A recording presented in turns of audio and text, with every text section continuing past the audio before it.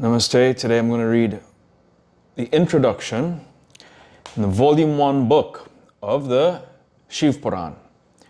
Om Vakratu Namakaya Surya Koti Samaprani.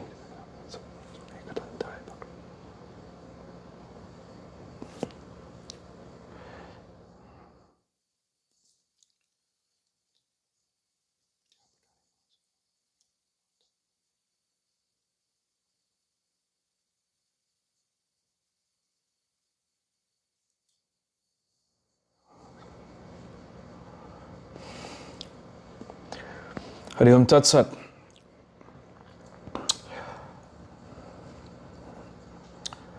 The Purana is a class of literature that treats an ancient religion, philosophy, history, sociology, politics, and other subjects. It is an encyclopedia of various branches of knowledge and ancient wisdom. It has been defined as a class of literature that contains material on the topics of creation, dissolution of Manus, ages of Manus, genealogies, and the history of glorious kings. For dealing primarily with these subjects, it has been called Panchalaksana, a title that was incorporated in the Puranas themselves and had become popular by the 5th century AD, for it was included by Amarasimha in his lexicon Amarakosa. But as the process of interpolation continued, the Panchalaksana definition was found inadequate. The Puranic redicators adopted a Dasalaksana definition that suited the contemporary text.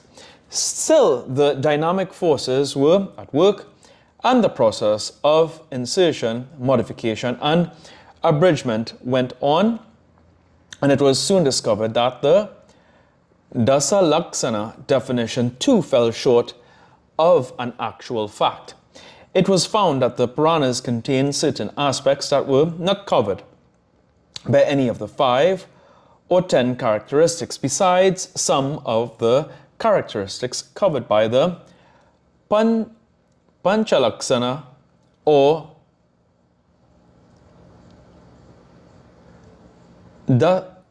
Dasalaksana definition were not found in certain Puranas. In fact, the Purana as a class represents the different phases and aspects of life of diverse ages. It is impossible to adopt the standard definition for the class of literary composition that contains heterogeneous phases and aspects. Moreover, a definition framed on the numerical basis of points is bound to be imperfect. The Puranas are divided into 2 classes, the Mahapuranas and the Upapuranas. Each class consists of 18 Puranas, thus the number of the Puranas is 36. The Mahapuranas are classified into different categories, Vaishnava, Brahma, Shiva, etc., in proportion as they accord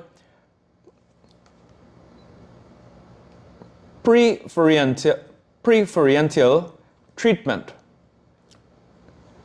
to the Vishnu, Brahma, Shiva, and others. Shiva Purana, as its title signifies, is a Shiva Purana. It derives its designation from the fact that it eulogizes the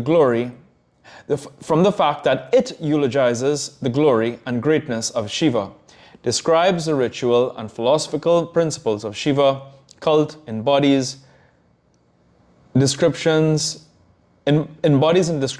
sermons, and dissertations on the greatness of his divinity, recounts his emblems, attributes, exploits, and incarnations, narrates legends on the origin and importance of his phallic image, and dwells upon the merit of installing and consecrating that image. In brief, Shiva Purana is a sacred treatise of Shiva's legends and ritual.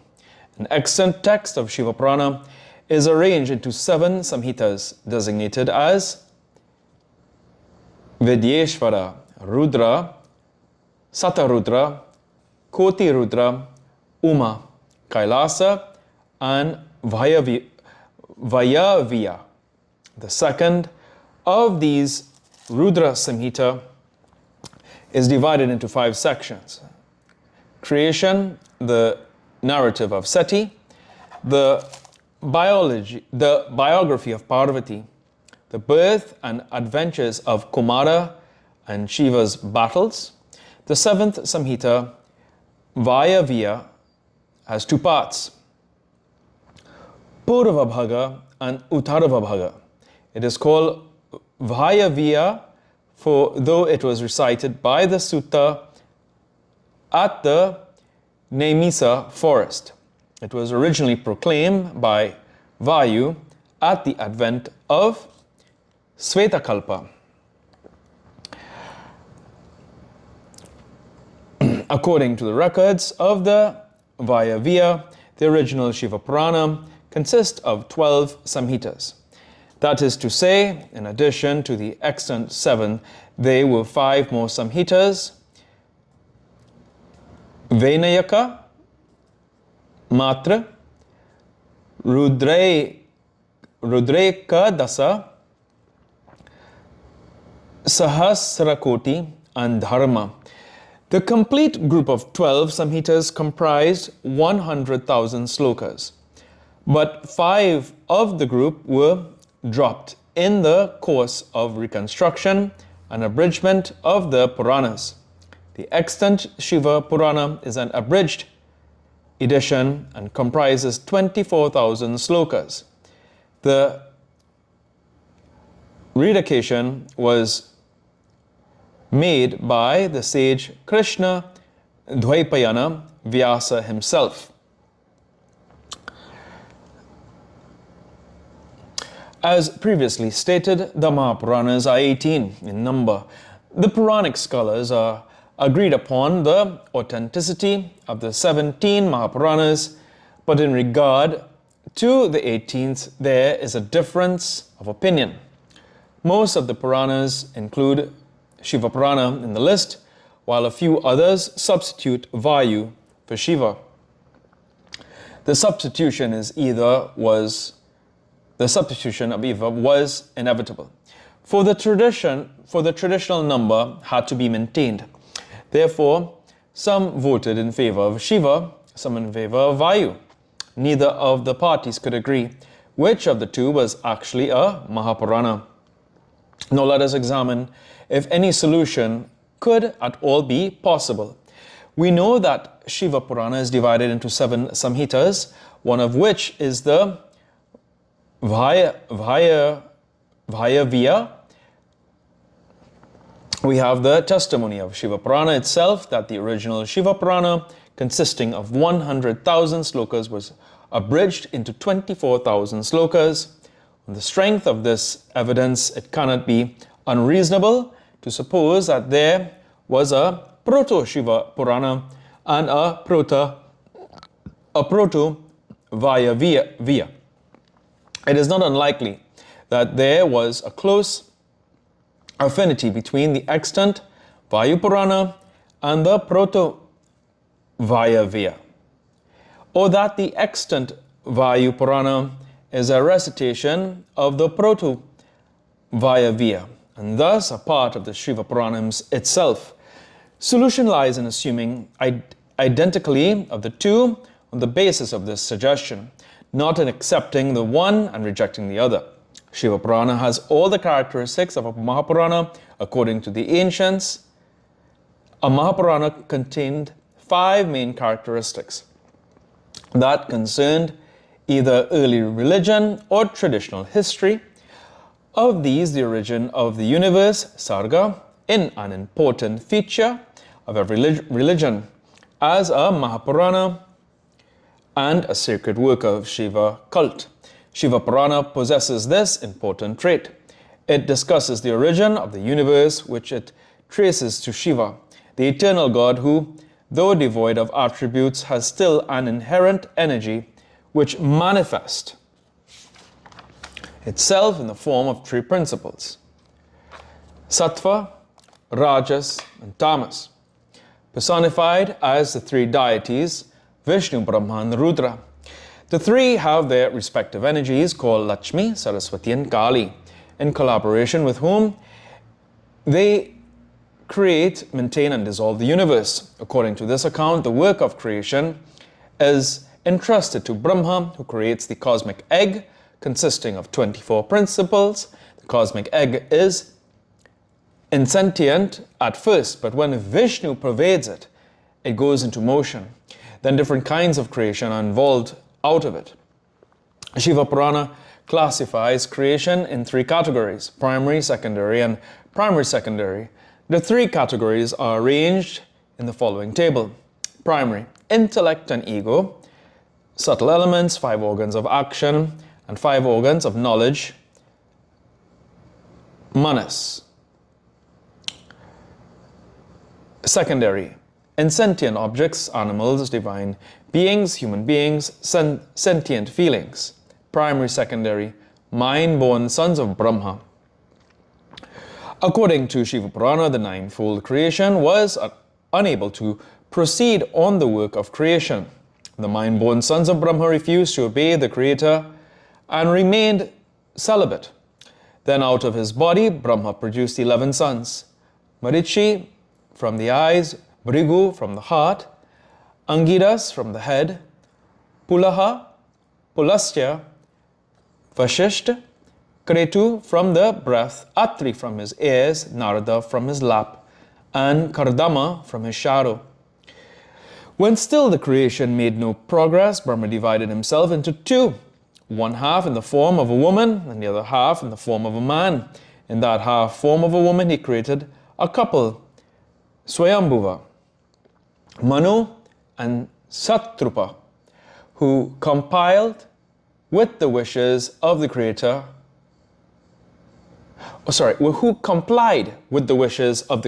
and began the work of creation. After all, the creation of the universe is not a permanent feature, for all creations end in dissolution, which in turn give place to recreation. The description of this process constitutes one of the 5 main features of a Mahapurana. Shiva Purana takes up this topic but withholds details. The process of dissolution is complicated, for several dissolutions occur before the universe is completed. Before the universe is completely dissolved. As the Puranas relate, a creation lasts for a day of Brahma equal to the age of 14 Manvantaras. At the end of each Manvantara, there occurs a dissolution. And thus a day of Brahma contains 14 dissolutions, but these are partial dissolutions. At the end of 14 Manvantaras equal to a day of Brahma, that lasts for Kalpa. There occurs a great dissolution. Thus, during the life of the Creator, several creations and dissolutions take place. There occurs a complete dissolution when the Creator has completed his lifetime. The elements are dissolved and merged into the body of the Creator. The Creator takes rest for some time and then starts the process of recreating the universe. Thus we have a series of dissolutions and recreations succeeding each other. The description of the ages of Manus, Manvantaras, is another characteristic of a Mahapurana. Shiva Purana mentions 14 Manus by name. They are Swayambhuva, Swarokisa, Uttama, Tamasa, Revata, Kaksusa, Vivasvata, Savarni, Rausya, Brahma Savarni, Dharma Savarni, Rudra Savarni, Deva Savarni, Indra Savarni. Each Manvantara comprises 4,032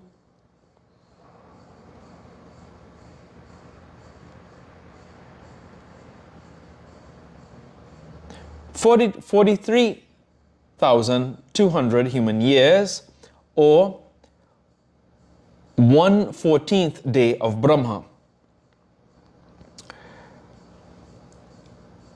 I just want to double check that figure.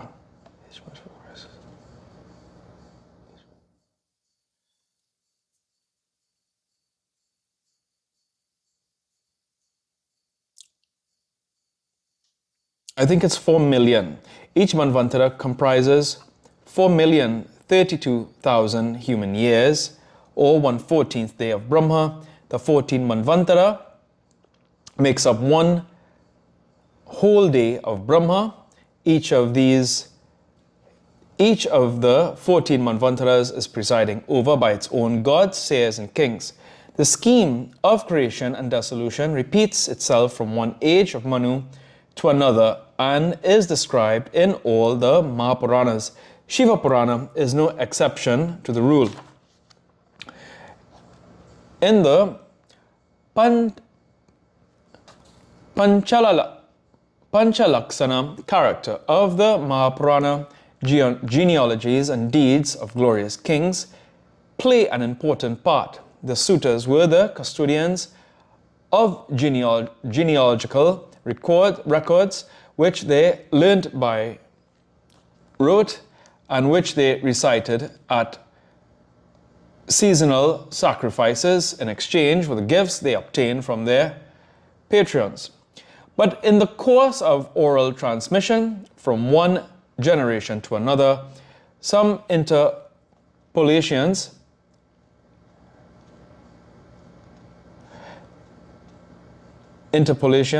entered into three records. They were traditional variations too, for different versions existed in different families of the suttas. When the records were incorporated in the Puranas, the interpolations and the traditional variations also settled therein. This explains the difference that exists in the genealogical records of the Puranas. Pargita has prepared a list of royal genealogies on the consensus of versions occurring in the Puranas. On comparing this list with that of Shiva Purana, we find a marked difference. By way of illustration,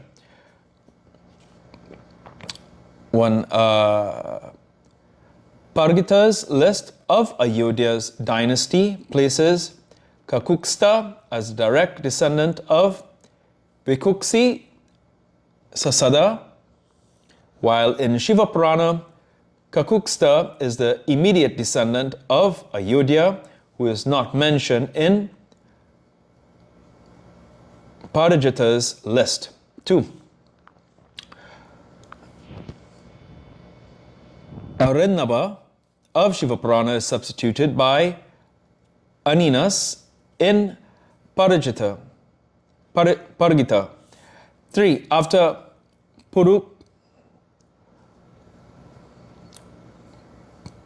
Purukutsa, Pargita mentions Trasa Dasyu, Sambhuta, Anaranya,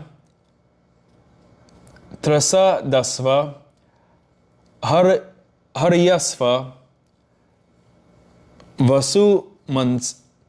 Vasumanas, and Tridhanvan. These names are omitted in Shiva Purana, which mentions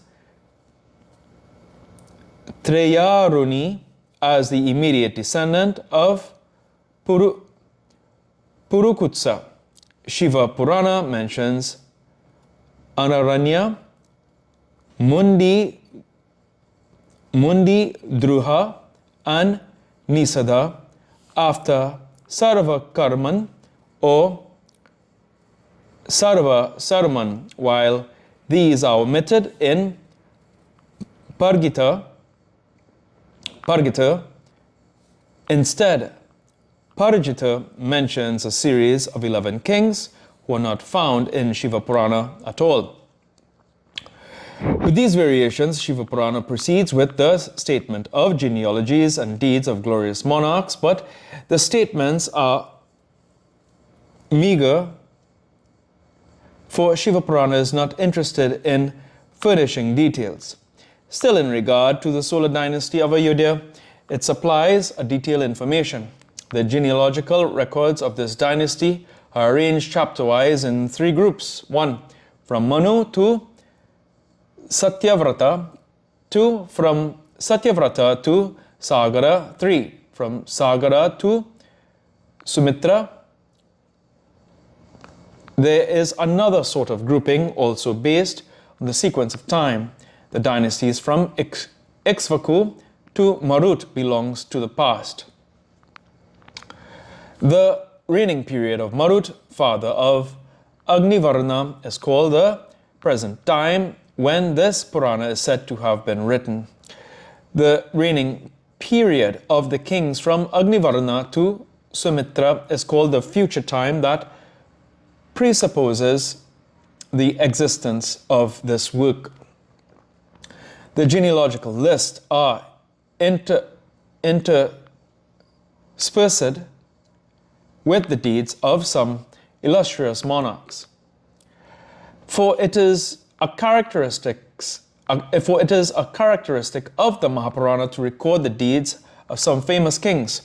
Usually the deeds comprise the personal history of the ruler, but are sometimes related to the conditions of his reigning period. Shiva Purana is interested in the records of the solar dynasty of Ayodhya, and as such it recounts the deeds of some monarchs of that house. Of these, Kuva, Lasva, Dhundu Mara, Satyavrata, Trisanku, and Sagara figure prominently. The accounts of Vikuksi, Sasada, Bhagirata, Nisadha, Hiranya Nabha, and others occupy a second place. The above analysis clearly demonstrates that Shiva Purana possesses the conventional characteristics of a Mahapurana in common with its other colleagues. These entitle it to the status of a great Purana, but its real greatness lies in expounding the philosophical background of Shiva ritual. The Purana conceives Shiva as the eternal principle, the supreme God, the cosmic soul, the support of all existence. But the ignorant aspirant bound in the meshes of illusion goes in quest for knowledge and imagines that his Lord has a personal form possessed of attributes distinct from his self, who in moments of distress responds to his prayers and bestows grace. The devotee then aspires for spiritual enlightenment and takes to ritual for self-purification. Shiva Purana enjoins several rites of worship and acts of homage comprising a series of physical and spiritual practices in accompaniment with the Tantra, Yantra, and Mantra appliances. He starts with the threefold devotion, hearing, glorifying, and deliberating the attributes of God, a process that requires, according to Shiva Purana, the same steady attention as in the sexual intercourse. In this connection, Rudra Samhita mentions 8 means for attaining mental concentration and spiritual enlightenment. Further, the aspirant is asked to control the 6 chakras located in the spinal canal called Sushumna that lies between the Ida and Pingala, 2 of the vessels of the body. That is possible only by taking recourse to the means of knowledge by the purification of the 6 pathways, the performance of traditional rites and yogic practices. The aspirant has to pass through this series of activities before he reaches another state of experience wherein he finds a perfect accord between his own self and his personal deity. Yet there is an awareness of separateness from his deity till he reaches the last state of experience wherein all distinctions are obliterated, obliterated, and his self unites with his Godhead. I'm going to look for some notes here now.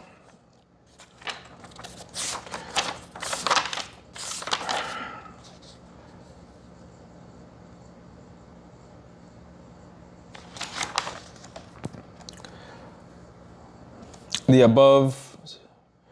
above records of the Vaya Samhita are found in the Vidyeshvara Samhita. The two accounts are similar and confirm each other.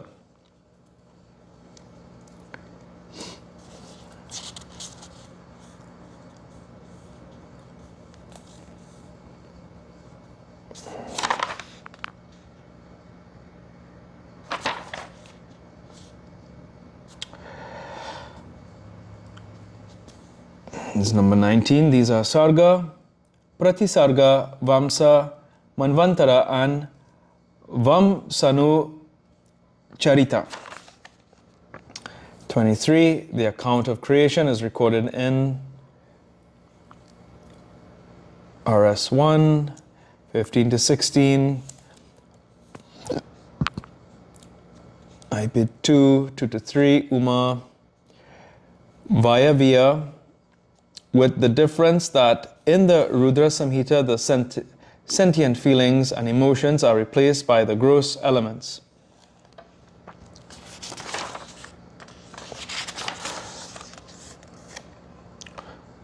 That's it. I still have to figure out how to do the footnotes with the chapter. So I'm going to work on that to see how to make sure it flows a little better. So that's it for the introduction. Hari Om. Om.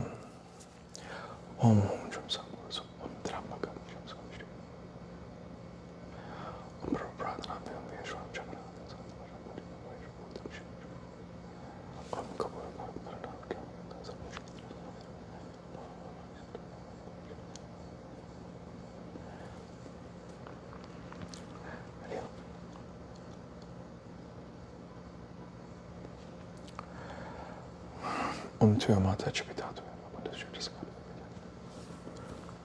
Hari Om Tat Sat.